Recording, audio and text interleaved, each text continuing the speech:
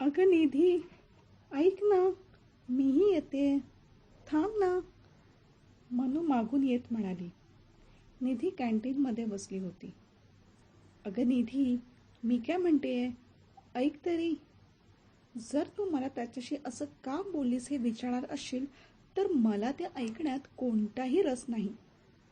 अगं पण तू असं तडकाफडकी का बोललीस? निदान मला एकदा ह्याविषयी बोलायचं तरी. आपण शांतपणे ह्यावर बोलू शकलो असतो. अगं पण निधी, ते संभव सर आहे. त्यांची खूप वरपर्यंत ओळख आहे. आणि दुसरी गोष्ट म्हणजे तू ज्या कॉलेजमध्ये शिकत आहेस त्या कॉलेजचे संभवचे डॅड सेक्रेटरी आहेत. मला तू ही एकच गोष्ट सांगून बोर करू नकोस. अगं पण मी परिणामांची काळजी मला नाही. दुसरी गोष्ट म्हणजे जर आपल्यात कोणती गुणवत्ता असेल तर आपण ती पुढे आणण्यासाठी असल्या लोकांची मदत घेणं कितपत योग्य आहे. आणि तसेही कोणाच्या उपकारावर मला जेथे जायचे आहे तेथे जायचे नाही. माझ्या जर खरंच तो गुण असेल तर मी नक्कीच माझे ध्येय गाठीन. निधू, त्यात शंकाच नाही की तुझ्यात टॅलेंट खूप आहे. पण अशा या हाय स्टँडर्ड लोकांना त्यांचा इगो खूप महत्त्वाचा असतो. आणि त्यांचा तू तो इगो दुखावला आहेस. त्यामुळेच ते नक्की तुला त्रास द्यायचा प्रयत्न करतील. आणि हे तुलाही माहीत आहे की कितीही आपल्यात कर्तृत्व असलं तरी अशा गोष्टी आपल्या पुढे आडव्या येतात.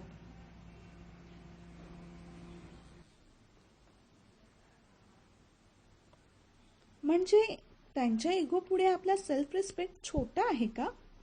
मलाही माझा सेल्फ रिस्पेक्ट तितकाच, रादर त्यांच्यापेक्षा जास्त महत्त्वाचा आहे. पण तू समजत नाही आहेस की. पण ना मी. बरं ते सोड, तू सांगून ऐकणार नाहीस. पण मग मला सांग की मी काय करावं अशी तुझी अपेक्षा होती. पहिलं म्हणजे तू असं करायला नको होतं. आणि आता ते केलंच आहेस तर तू त्यांना सॉरी म्हणून प्रकरण मिटव. तू माझी मैत्रीण असून मला सॉरी म्हणत आहेस? निधी, मी तुझी मैत्रीण आहे म्हणूनच तुला असं कर म्हणून सांगत आहे. कारण तू चुकली आहेस आणि ते तुला लक्षात आणून देणं हे माझं कर्तव्य आहे. मी काही माफी मागणार नाही. आणि मी जे बोलले आहे ते खरं आहे. तो माणूस स्वतःला समजतो तरी काय. खरं तर ना, मी त्याला हे बोलून त्याची अक्कल ठिकाणावर आणली आहे. त्याला कोणीतरी हे बोलणं गरजेचंच होतं. तू कोणाविषयी बोलतेस तुला समजतंय का? ते संभव सर आहेत. आणि तू त्यांची अक्कल ठिकाणावर आणणारी कोण? मागून मीरा निधी समोर येत म्हणाली. ही तर कटकटच आहे. तू तर शांतच बस, ती मनूला म्हणाली. आणि तू आता का शांत आहेस? मी ना विचार करते की तुझं नाव मीरा कोणी आणि काय म्हणून ठेवलं आहे.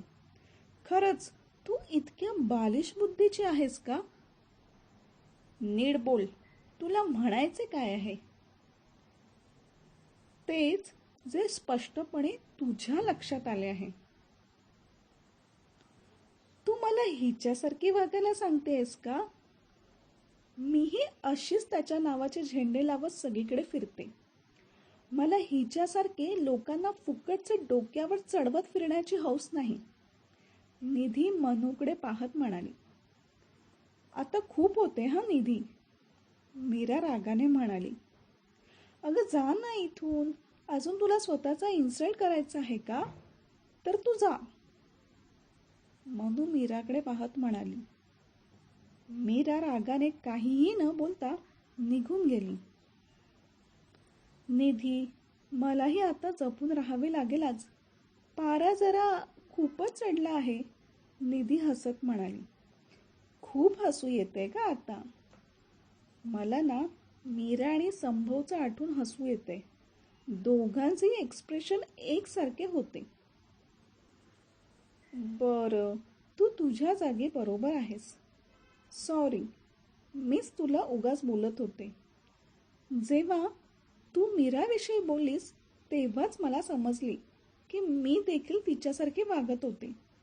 पण आत्ता नाही, कारण त्याने माझा देखील अपमान केलाच होता की.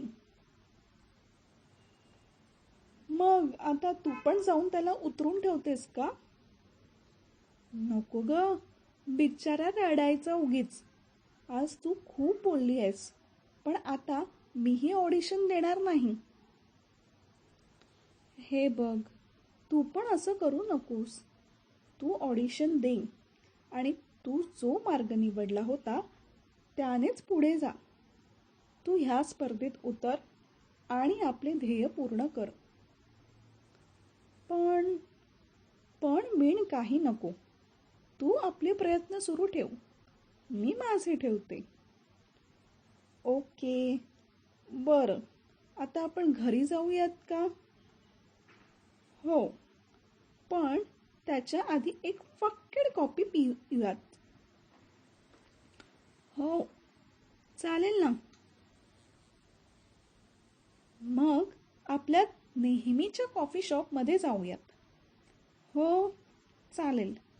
त्या दोघी निधीच्या स्कूटीवरून कॉफी शॉपमध्ये आल्या. दादा, 2 हॉट कॉफी द्या. निधीने वेटरला ऑर्डर दिली. या दोघींच्या गप्पा चालू होत्या तितकाच वेटर ऑर्डर घेऊन आला. हे काय? आम्ही तर 2 हॉट कॉफी मागितल्या होत्या. ही तिसरी तुम्ही एक्स्ट्रा आणली आहे चुकून. चुकून नाही आली आहे, मी ऑर्डर केली आहे. सूरज त्यांच्या बाजूच्या चेअरवर बसत म्हणाला. तुम्ही ठेवा येते. सूरज वेटरकडे पाहत म्हणाला. तू काय नेहमी आमच्या मागेच असतोस का? मनू सूरजची खेचत म्हणाली. ए हॅलो, मी तुझ्या मागे नसतो. मी तर निधीच्या मागे असतो. आणि हे ना, तुम्ही हॉट कॉफी पिता म्हणून इतक्या गरम डोक्याच्या आहात. आणि तू ही कोल्ड कॉफी पिऊन कोणता तीर मारतोस? मनू हसत म्हणाली. मी खूप कूल आहे, त्यामुळे मी कोल्ड कॉफी पितो. हो का? मग आम्ही हॉट आहोत म्हणून हॉट कॉफी पितो, निधी हसत म्हणाली. ते तर तू आहेसच. अरे सूरज, तुला तिसरा बकरा बनायचा नसेल तर तू शांत बस. तिसरा बकरा म्हणजे? मनूने संभवचे आणि मीराचे प्रकरण सांगितले. सगळं ऐकून सूरज खूप हसू लागला आणि मनूही त्याच्यासोबत हसू लागली. अरे यात हसण्यासारखं काय आहे? निधी सूरजकडे पाहत म्हणाली. अगं, मला त्या दोघांच्या परिस्थितीवर हसू येते. पण सूरज, तुला आणि मला आज जरा जपूनच राहावे लागणार, मनू हसत म्हणाली. घाबरू नका, तुम्हाला मी काहीच बोलणार नाही. तुम्हाला म्हणजे मलाही. म्हणजे मी देखील तुझ्यासाठी इम्पॉर्टंट आहे म्हणा, सूरज निधीकडे पाहत म्हणाला. हे जरा जास्तच होते हां. मी फक्त माझ्या बेस्ट फ्रेंडना सूट दिली आहे, त्यामुळे तू हवेत उडू नकोस. बरं, बेस्ट फ्रेंड तर बेस्ट फ्रेंड, काहीही प्रॉब्लेम नाही. बरं, मी आता निघतो. माझे जरा महत्त्वाचे काम आहे. हो, चालेल, नंतर भेटू, निधी म्हणाली. आणि मी बिल दिले आहे. कशाला? मी दिले असते ना. No problem. चला, बाय. बरं, आपणही निघू आता, निधी मनूकडे पाहत म्हणाली. हो, चालेल. बरं, मी तुला घरी ड्रॉप करते आणि मग मी माझ्या घरी जाते. ओके. आता त्या दोघी कॅफेमधून बाहेर पडल्या. निधी आपल्या गाडीवरून मनूला घरी सोडायला गेली. थोड्या वेळाने तिला घरी सोडून निधी परत घरी गेली. घरी आल्यावर समोर अनु सोफ्यावर बसली होती. काय ग, निवांत बसली आहेस? आणि आई बाबा कुठे आहेत? अगं ते जरा बाहेर गेले आहेत. भाजी आणि कोणत्या महत्वाच्या वस्तू आणायला गेले आहेत. बरं म्हणत निधी सोफ्यावर बसली. अनु पटकन उठून गेली आणि तिने ताईसाठी पाणी घेऊन आली. अरे वा, आज इतकी शहाणी कशी काय झालीस? काय ग ताई, केले तरी आणि नाही केले तरी मला टोमणे खावेच लागतात. चेष्टा केली ग, निधी पाणी पित म्हणाली. थोडा वेळ त्या दोघी अशाच गप्पा मारत बसल्या होत्या. ताई, आज काय झालं आहे कॉलेजमध्ये? म्हणजे तू जरा खुश पण वाटतेस आणि थोडं टेन्शनमध्ये पण वाटतेस. निधीने अनुला घडलेला सर्व प्रकार सांगितला. काल संभव सरांचा फोन आल्यावर ते काय बोलले, त्यानंतर आज सकाळी निधीचे संभव सरांना बोलली आणि मीराचे सर्व काही घडलेली हकीकत तिने अनुला सांगितली. अनु, मला आता जरा टेन्शन येते की मी बरोबर तर केलंय ना? अगं ताई, यात शंकाच नाही की तू बरोबर केलं आहेस. तू त्याच्यासोबत जे काही केलेस आणि जे काही बोललीयस ते अगदी योग्य आहे. मला नाही वाटत की तू चुकली आहेस. आणि संधीचं म्हणशील तर पुढे तुला खूप संधी मिळत राहतील. आत्ता जरा चांगले वाटले. नाहीतर मला जरा मनात शंका येत होती की मी बरोबर तर वागले आहे ना, की मी जे केलं ते चुकीचं होतं. काही नाही तुझी चूक. चुकी नसताना ऐकून घेतले असते तर तुझी ती सर्वात मोठी चूक होती. तू इतर गोष्टींचा विचार न करता आपला सेल्फ रिस्पेक्ट जपला, ते तू चांगलं केलंस. थोड्या वेळाने आई बाबा देखील आले. त्यांच्यासोबत गप्पा मारत त्यानंतर सर्व काही झाल्यावर ती आपल्या बेडरूममध्ये झोपायला आली. बाप्पाला विश करून ती झोपली. असेच दिवस जात होते. एका रात्री ती अशीच सहज विचार करत बसली होती. उद्या सकाळी मनूचे ऑडिशन आहे. तिच्यासाठी आणि तिला टेन्शन यायला नको म्हणून मला तिला भेटायला जायला पाहिजे. याच विचारात ती झोपी गेली. सकाळी सकाळी फोनच्या रिंगने तिला जाग आली. तिने पाहिले तर मनूचा फोन येत होता.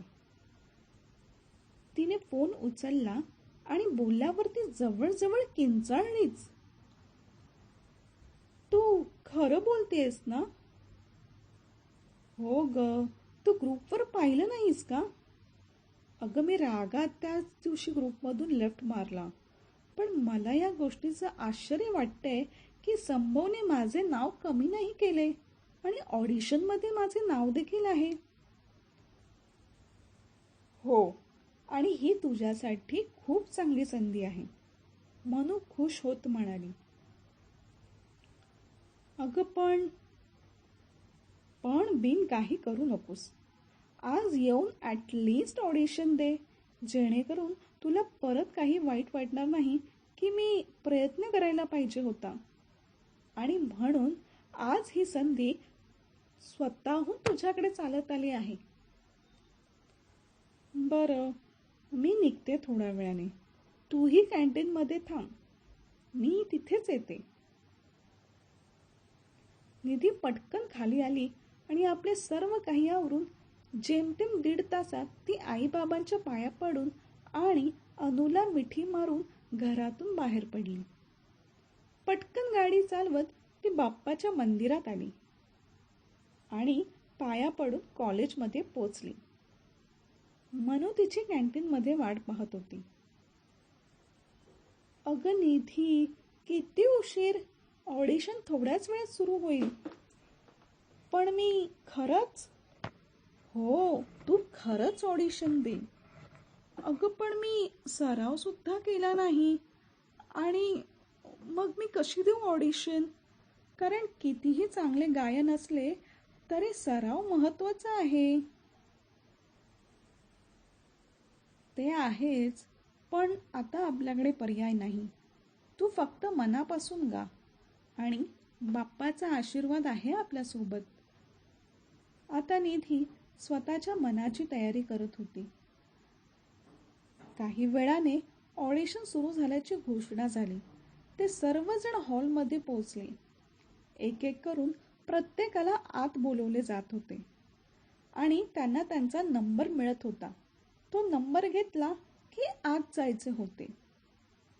आता नंबर वाटायला सुरुवात झाली. निधीला 7वा क्रमांक मिळाला होता आणि मनूला पहिला. म्हणजे पहिला नंबर मनूचा होता. थोड्या वेळाने मनूला आत बोलावले गेले. ती आत गेली. निधीचे आता पूर्ण लक्ष दरवाजाकडे होते. थोड्या वेळाने मनू बाहेर आली आणि सरळ येऊन तिने निधीला मिठी मारली. मी सिलेक्ट झाली आहे. तूही प्रयत्न कर, कारण मला तू या स्पर्धेत हवी आहेस. मी तुझी बाहेर वाट पाहते, म्हणत मनू बाहेर गेली. आता एक एक नंबर आत जात होते तसे निधीला खूप टेन्शन येत होते. ती देवाचं नाव घेत बसली होती. इतक्यात नंबर 7च्या आवाजाने ती भानावर आली. आता ती जरा टेन्शन घेत पण एक गोड चेहऱ्यावर हसून घेत आत येत होती. समोर संभव आणि इतर 2 जजेस होते. तिला पुढे जाण्यासाठी 2 ग्रीन फ्लॅगची गरज होती, पण संभव आपल्यावरील राग काढण्यासाठी नक्कीच रेड फ्लॅग देणार याची तिला खात्री होती. तिने पुढे होत गाणे म्हणायला सुरुवात केली. गाणे संपल्यावर तिघांनी टाळ्या वाजवल्या. सर्वांनी आपल्या कमेंट्स दिल्या. आता वेळ होती कोणता फ्लॅग मिळतो हे पाहण्याची. पहिल्या सरांनी तिला ग्रीन फ्लॅग दिला. तिने सरांचे आभार मानले. पण दुसऱ्या सरांनी तुझे सूर जरा वर खाली झाले आहेत म्हणत रेड फ्लॅग दिला. आणखीन जरा सराव केला असता तर नक्कीच तुला मी ग्रीन फ्लॅग दिला असता. निधी ओके सर म्हणाली. आता रिझल्ट संभवच्या हाती होता, कारण जर ग्रीन फ्लॅग मिळाला नाही तर निधी बाहेर येणार होते.